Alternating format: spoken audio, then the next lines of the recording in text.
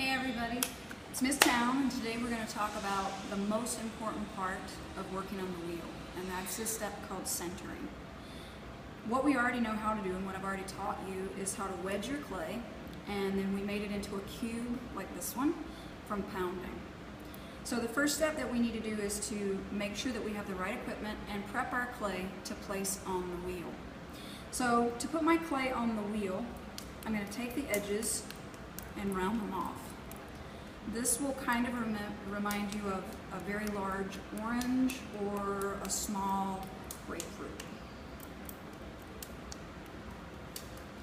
After you have the edges rounded, we want to take a look at our actual wheel head. Okay, if you take a look at this, I don't know if you can see it in the video. My videographer might need to move up.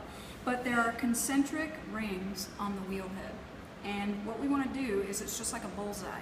You want to try to place your clay right here on the bullseye in the center. So the clay is rounded. We're going to take our mound of clay. You guys will be starting with about a pound of clay, and we're going to pop it down. If you get it off from the bullseye in the middle, don't panic. Just tap it, okay? Position it so that it's near the center. Let the work happen a little bit before while you're placing it. So after we have this in position, what we want to do is just double check our bucket. Each wheel will have a bucket that will have a wire. This is for cutting off your clay. They're also called toggle tools. You're going to need a wooden rib, and of course you're going to need a throwing sponge. The water that you're using, it's completely okay for you to have it at a temperature that's comfortable for you. I'm a big baby, so I like really nice warm water. So what I want to do next is I'm going to turn my wheel on. I taught you guys how to find the power switch. Double check that it's spinning in the forward position. So I'm going to turn my wheel on.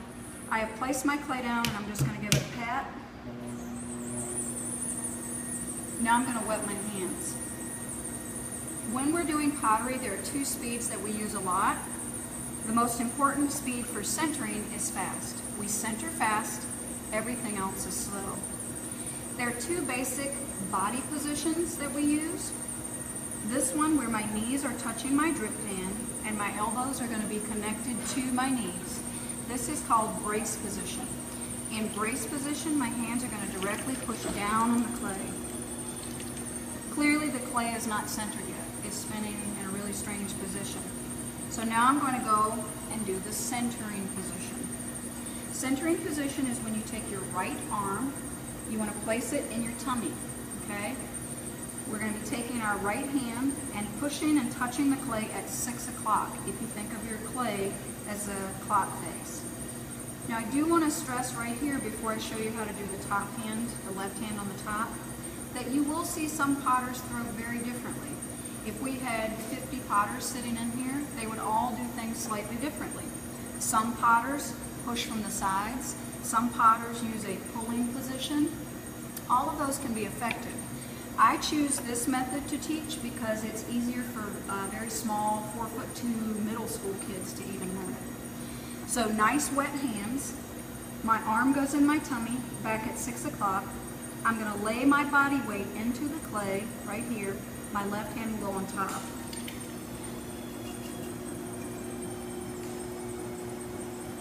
You are going to have to put some pressure down on the clay, and you will see that it goes more into a central position. Okay, I'm just getting off a little bit of the excess. Keep your hands wet. Okay, so let's do that one more time. Brace position is here. Centering position is here. Now, if we were in an advanced class, we could skip kind of that first centering position and go from putting the clay down to immediately into the next step called coning. But since we're in a level 1 class and you can get things off center really easily, we're going to go into this position, into brace, and now do what is called the coning phase. Coning is actually a part of the wedging process. Sometimes coning is referred to as wheel wedging. And as you watch what I'm doing, you will see that I took the clay and I pressed on the sides with my hands. My left thumb went over the top to try and keep a volcano from happening. That was in brace position.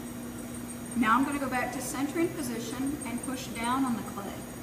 Now thinking logically, if I put my hand here at the 6 o'clock position and my arm in my tummy, and I start pushing immediately, I would knock the cone over.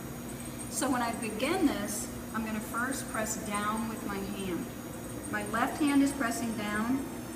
As soon as I feel that wobble, then my right hand will start applying pressure.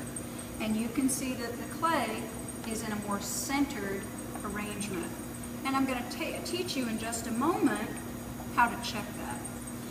I'm going to let my videographer kind of move over and get a little closer so they can see exactly what my hands are doing from the view that you guys would have on the wheel. So here's our clay spinning. And what we want to do first, you would put the clay down. Brace position, after you have your clay positioned on the wheel, is with elbows to knees. My hands go on the side like this, and I'm going to be pressing and moving up with my left thumb over the top. That will keep our clay from creating a volcano. So up and coning. Now we're going to go bring this lump of clay down on center, and I'm going to teach you how to check it. With your right hand and left hand nice and wet, it's also okay to leave the slip on your hands like this. You'll find that potters who throw very large forms frequently use slip, which is this material, instead of water. So this time with my arm in centering position, my right arm is in my tummy with my right pad of my hand here at the back at 6 o'clock. I'm going to take my left hand on the top and press down. As soon as I feel that wobble, I'll apply the pressure from my body. If your clay starts to feel dry, re-wet it and press. As soon as it feels dry, re-wet it. So I'm applying that pressure. And then what we're going to do to check it is gently slow the wheel down. And to check, you can use two tools. You can use your finger, or you can use a needle tool, or even something like the end of a pencil. But what you want to do is brace your arm on the drip pan so it's stable and not moving. And you're not going to touch the clay, but you're going to position either your finger or the needle tool at a space that's a little bit removed, about 1/4 inch or so from the lump of spinning clay. And what we're looking for is to have an even amount of clay as it spins around. If it gets closer and further away from the tip of the tool, then that lets us know it's not on center. Okay? Now this sounds a little bit yoga teacher-ish, but it actually works. If you're having trouble getting things on center, close your eyes and just feel what the clay feels like. You shouldn't feel any bumps banging into your hand. It should feel even and smooth. Okay? And that is the basis of everything that we make in ceramics. That is centering.